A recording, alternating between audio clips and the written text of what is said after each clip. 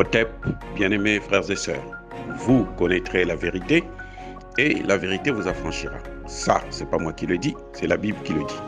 Mais moi, je vous dis mieux.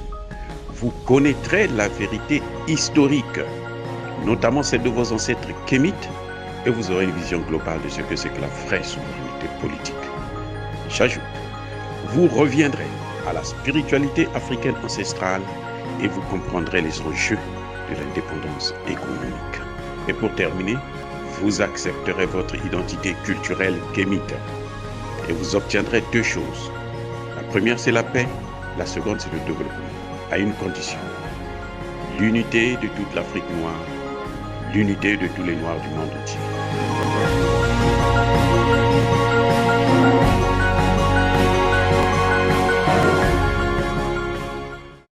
Otep à tous, bienvenue sur la chaîne des panafricanistes par essence, par conviction et par excellence.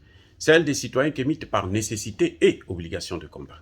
Nous sommes une chaîne qui n'est guidée que par nos ancêtres et rien que par les ancêtres qui appartiennent à l'égrégore du monde noir.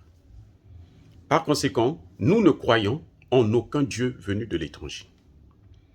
Toutefois, cette vidéo n'est aucunement destinée à inciter à la haine ou à la violence. Nous menons un combat politique, géopolitique et géostratégique contre l'impérialisme, le colonialisme, le néocolonialisme et l'endocoloniat, sur la base du principe fondamental de nos ancêtres, qui est celui de la Mahat, c'est-à-dire vérité, justice. Notre rôle, c'est de vous dire la vérité afin que justice soit rendue à l'Afrique. Il s'agit donc d'apporter notre modeste contribution dans cette noble lutte en faveur de la souveraineté, la dignité et l'unité africaine. Et ça, c'est le panafricanisme.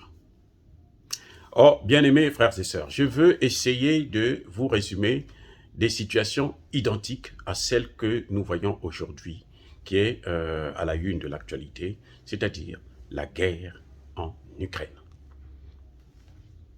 Lorsque Emmanuel Macron vous dit que l'Europe n'a plus jamais connu ce genre d'événement, alors Emmanuel Macron, soit il ment comme il respire, soit il ignore son histoire et là, il a besoin de repartir à l'école.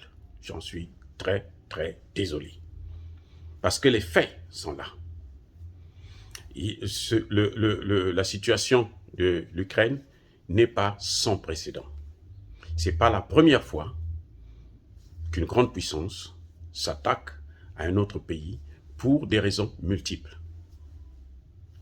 En Europe, tout a commencé d'ailleurs en Europe,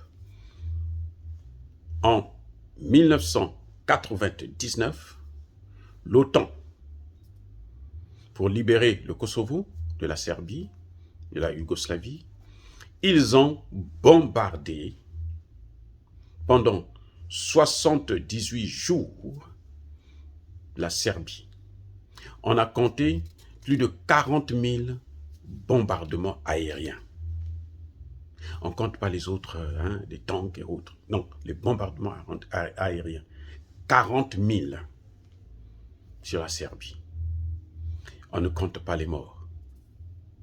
Mais avant ça d'ailleurs, 4 ans plus tôt, en 1995, l'armée croate a bombardé, a occupé carrément Kraïna, la ville de Kraïna, en 4 jours. Et c'était un génocide aussi. Ça, c'est en Europe. Eh oui. Et lorsque l'OTAN est venue bombarder, détruire la Yougoslavie, elle n'avait pas eu l'accord du Conseil de sécurité de l'ONU. Seule habilité justement à donner un accord dans de pareilles situations. Elle n'avait pas eu l'accord du Conseil de sécurité. C'est faux si quelqu'un vous le dit. Ce sont des faits.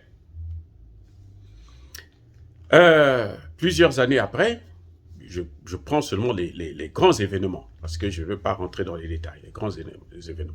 Plusieurs années après, en 2003, les États-Unis vont envahir l'Irak. Sur la base du fait que l'Irak produisait des armes à destruction massive et donc il fallait aller détruire toute cette industrie. Ils sont venus au Conseil de sécurité avec une poudre, comme quoi voilà un échantillon de ce qui est fabriqué en Irak. Et le Conseil de sécurité a donné son accord. Donc, y compris la Chine, qui s'était, je pense, abstenue, mais la Russie aussi. Et ils sont allés bombarder, détruire l'Irak jusqu'aujourd'hui. L'Irak continue à payer les frais de cette situation. Le comble du malheur, c'est que, à la fin de la guerre, lorsque les Américains ont tout rasé, on leur demande maintenant de nous montrer la preuve qu'il y avait justement des armes nucléaires, des armes chimiques. Effectivement, vous savez quoi? Il n'y avait rien du tout. On avait menti au Conseil de sécurité. Ce sont des faits. Nous sommes dans les faits. Voyez, et cette guerre, il y a une particularité, c'est que la France n'était pas d'accord avec ça. Et pratiquement tous les pays africains n'étaient pas d'accord. Très bien, c'est leur choix.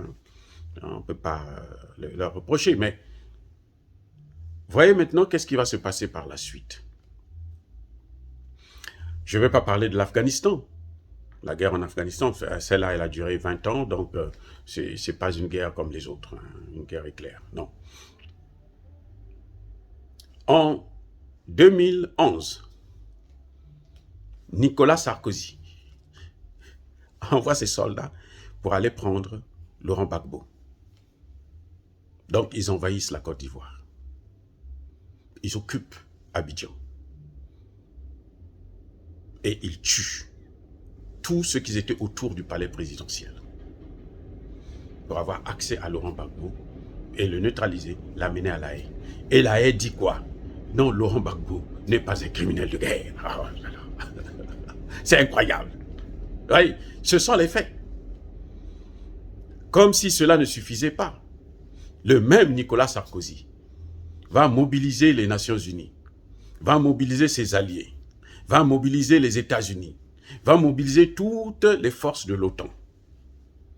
Et ils vont aller au Conseil de sécurité, ils vont obtenir la résolution qui leur autorisait d'aller protéger la ville de Benghazi, de créer une zone de protection aérienne.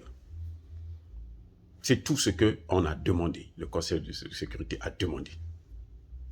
L'OTAN est allé, a violé donc la résolution du Conseil de sécurité et a bombardé toute la Libye jusqu'à tuer le colonel Kadhafi. Eh oui, les amis, c'est ça l'histoire. Les Africains, vous devrez connaître les faits, vous devez connaître l'histoire. Ils ont détruit la Libye.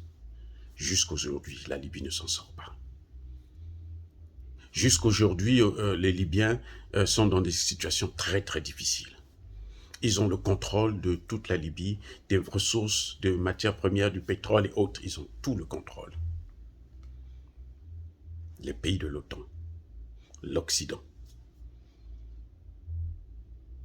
Il y a eu un peu d'accalmie quand la Russie aussi est rentrée en jeu pour essayer de protéger certaines populations. Ce sont les faits. Et la destruction de la Libye, c'est la cause fondamentale. Écoutez bien, c'est la cause fondamentale de la déstabilisation de toute la région du Sahel et aujourd'hui même, on parle même de la déstabilisation du golfe de Guinée. C'est à cause de la situation en Libye. Africains, vous devrez le savoir. C'est votre droit de savoir la vérité. En 2021, 2020-2021, les pays de l'OTAN sont allés faire, cette fois-ci, sans l'accord du Conseil de sécurité, ils sont allés détruire la Syrie. Il était question de faire partir le président Assad. Et aujourd'hui, la Libye est en train de se relever petit à petit grâce à l'aide, la Syrie plutôt en train de se relever petit à petit grâce à l'aide de la Russie.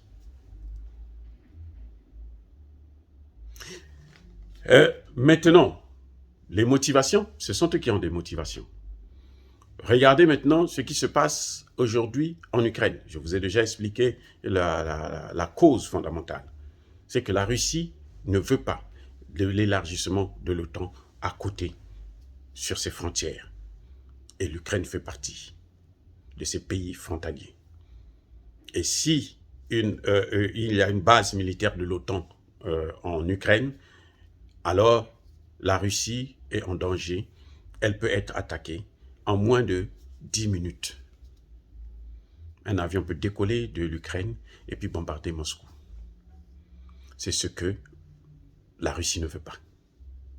Et elle prend ses précautions. Elle a donc décidé d'envahir l'Ukraine. Après plusieurs années de négociations, depuis 2008, il y avait déjà un accord verbal qui existait. Donc voilà, Africa. Ce qui se passe, c'est ça dans le monde. Et pendant que nous sommes en train d'observer comment les choses vont évoluer en Ukraine, on le souhaite que la guerre s'arrête le plus rapidement possible. Personne n'est stupide pour encourager une guerre entre frères, d'ailleurs, parce que les Ukrainiens et les Russes sont des frères, la même population. C'est comme si les Congolais de Brazzaville et les Congolais de Kinshasa se battent, c'est tellement ridicule, c'est du jamais vu. Bref, pendant que nous sommes en train d'observer ça, la France est en train d'en profiter pour déstabiliser encore plus de pays en Afrique. Ça, ce sera l'objet d'une autre vidéo. Mais est-ce que vous dire cette vérité, ces faits historiques-là, c'est inciter à la haine ou à la violence? Non, bien entendu. Car, je le répéterai autant que je pourrai, nous sommes une force tranquille. Ya Bakoler V, Ya Malembe. J'ai dit.